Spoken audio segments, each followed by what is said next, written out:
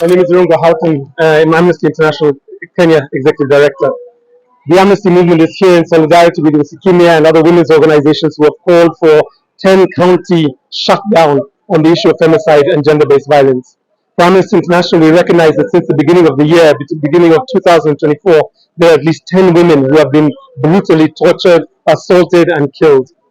Over the last 7 years, we've seen up to 500 women targeted primarily because of their identity. And we have to say that this is inconsistent with our culture, it is inconsistent with our constitution, and therefore the government must take action to prevent and to criminalize further activities like this. We are specifically calling on the government of Kenya to do a number of things. The first is to invest in Polycare, the arm of the police service that is targeting gender-based violence. We're asking them to also, demanding on them to produce and invest in shelters, safe houses for women. There should be at least 10 shelters in every county.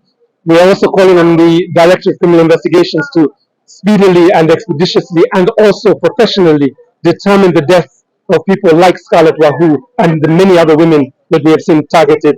Many of the women who are here today are marching for individual women. I today am marching for Sheila Lumumba, the lesbian who was killed by an intimate partner a year ago. And really, we have to just demand that none of us are safe if any one of us is not safe. We are seeing some of these cases are not being pursued until the victims maybe get justice. Where do you think are the gaps in the criminal justice system? I think, first of all, we must do more what we're doing here, which is to say this is a public interest issue. It is a concern to the public. There are something like about 10,000 people today who have marched in these 10 counties. And I have to say that that is probably one of the biggest demonstrations we've seen.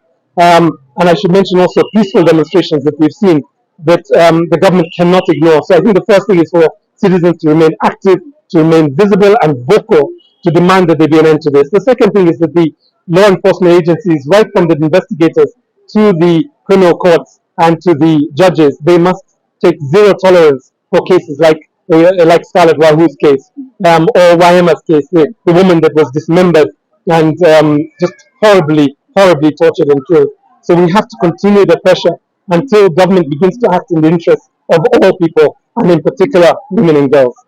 We've seen maybe the president, the leader of the executive, has not come out to speak openly on this. You think, and that is bringing the perception that maybe we are too much of a patriarchal society. What do you say about that? The president, the president is president of all people. He was elected by Kenyans of all gender. And I think what we have to demand is that he speaks out at this moment, and that there is a cabinet session that discusses this issue, and the relevant ministries are held responsible for ensuring that there is deterrence, there is interruption, and that there is decisive action taken on any Kenyan who thinks they have a license to torture, to brutalize, or to violently kill any member of our society. I think that is what we must ask him. It is part of his oath as a president to protect and to serve all Kenyans. We need to see his voice. We need to hear his voice on this now. This month alone, we have seen a lot of, or rather, the rise in femicide stories. I do think the government has lost it so far in protecting its citizens. We have seen a number of cases where the Director of Criminal Investigations have taken swift action, and we need to congratulate them. We need to support our officers to quickly secure the evidence from crime scenes, to be able to pick up witnesses. We need Kenyans to come forward and report. One of the problems in these cases is that Kenyans don't come forward and report. We have less than a 4% report rate of crimes, and Kenyans must come out. Neighbors and relatives of people who are going through some form of distress, that where there is a likelihood of violence, they must report this to the police so that we can stop young women, particularly young women under the age of 35, from being targeted in this way. And I think that's the first thing we need to see. The second thing is we need to see the government essentially take this issue head on and introduce new policies, new investments that would anchor the Sexual Offences Bill, the Sexual Offences Act, in reality, so that people actually feel that they're being protected. That's what we need to see from the government right now. So one of the slogans being chanted in the protest is "Teach your sons." As a fellow man, what is your message to the perpetrators of these actions against women? I think one of the things we have to recognize is that the violence is a consequence of what some of us call toxic masculinity. The idea that men can only be men if they are superior, if they dominate others, if they brutalize others. And I think as a man, I reject that from every bone of my 50 years. And I take it upon myself to speak to other men, to speak to my sons. I have 3 sons, and I have told them over and over again that there is no dispute, there is no moment in anger that is big enough to allow for a moment of violence. It is better to walk away and simply breathe. And you will find that that tension, that anger that is within you, it will dissipate, and you will not cause harm or injury to anybody. So we must do this work. We must do this work in our universities, in our schools, and in all the public spaces.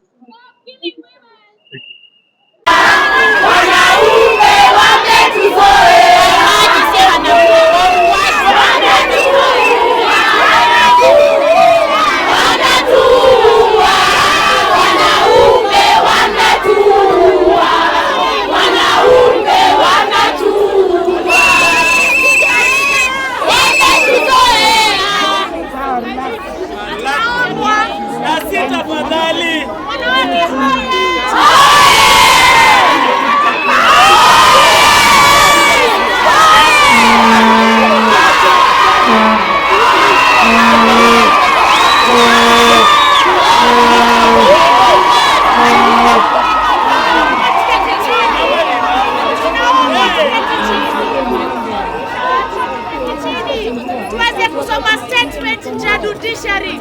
Tunaomba tuketi chini tafadhali. Tunaomba tuketi chini. Tunaomba tuketi chini.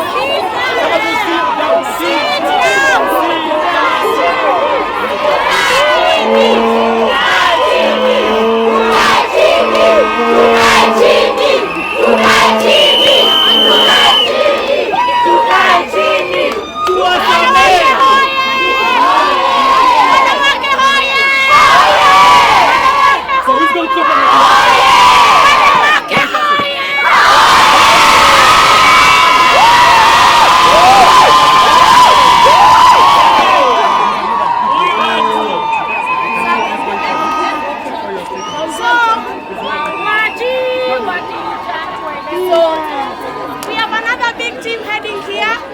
Unanisikiza? Unanisikiza nyie? Unanisikiza kweli? We have our team of other women heading here. For their own security, we request us to sit down and we'll keep chanting until the rest of our other beautiful women get here.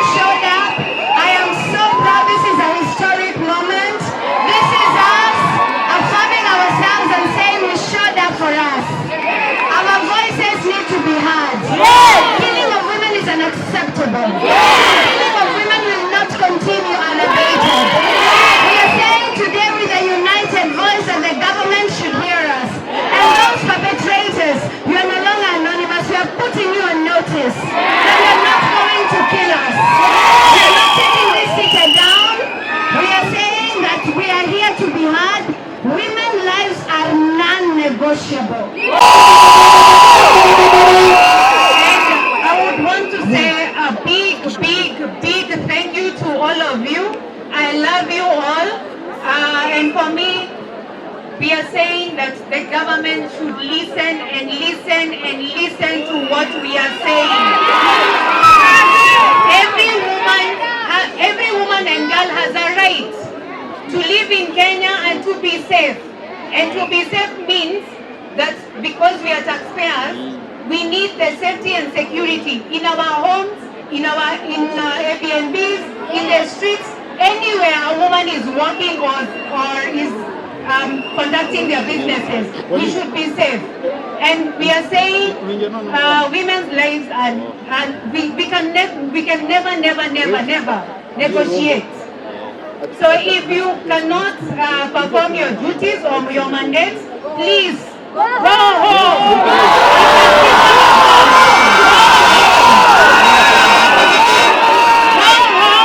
Because you are there because we voted for you, and we are saying safety and security of all Kenyans, women and girls, should be paramount. It should be number one, and we are no longer negotiating. Every single day we see something that is going wrong, we will come back to the street. Mimi kama petit naambia gava mmelala. Na tukubemelezi. Hakuna venye unaweza ishi kwa nchi yenye tuko visa free. Alafu ya complain that mwenye anatuua si mwenye tunaishi na wewe. Na wewe unatuambia ati wenye wanatuua anatoka nje. Na wewe mwenyewe umekubali huyo mtu aingie kwenye nchi yetu. Akili yako inakusaidia? Mbona maisha wanawake yanakuwa kama maisha wanyama? Wacheni kutuua. Na naambia wanawake tutarudi kwa hii street hadi maisha yetu.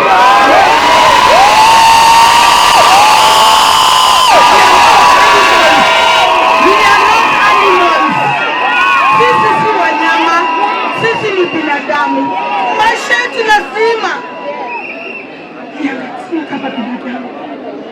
Mr. President, if you are there, unaniona mimi kama mtoto wako.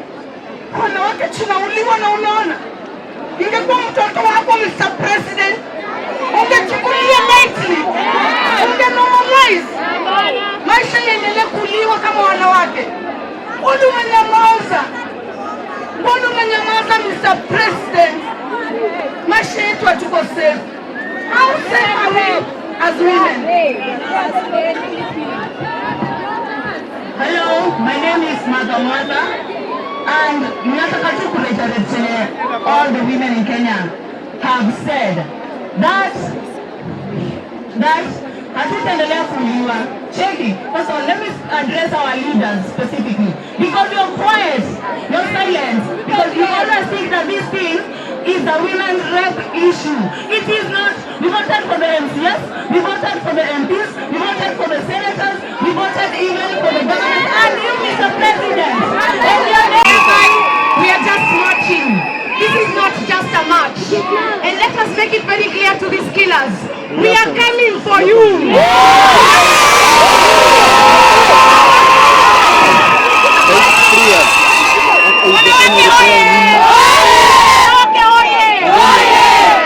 Strong message to the government.